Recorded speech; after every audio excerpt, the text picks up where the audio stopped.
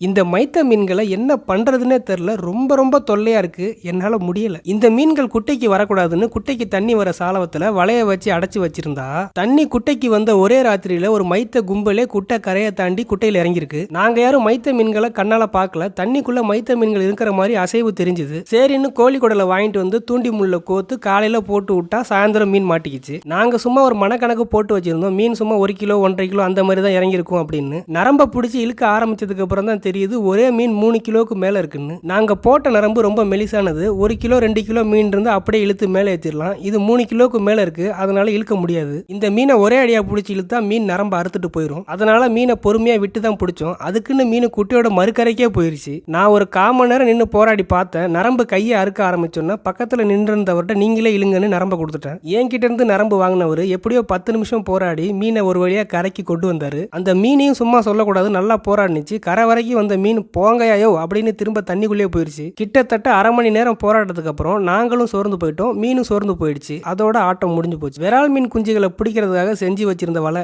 இந்த பெரிய மீனால அந்த வலையும் கொஞ்சம் வீணா போயிடுச்சு. இந்த மீன் போட்ட ஆட்டத்துல அவ்வளோ சோர்வடைஞ்சு அந்த வலையை கூட பிடிச்சி என்னால சரியா தூக்க முடியல. எனக்கு தெரிஞ்சு இந்த மீன் 4 கிலோக்கு மேல இருக்கும். இதே மாதிரி குட்டையில இன்னும் எத்தனை மீன் கிடக்குன்னு சரியா தெரியல. இதுக்கப்புறம் இந்த குட்டையில ஒன்றும் பண்ண முடியாது.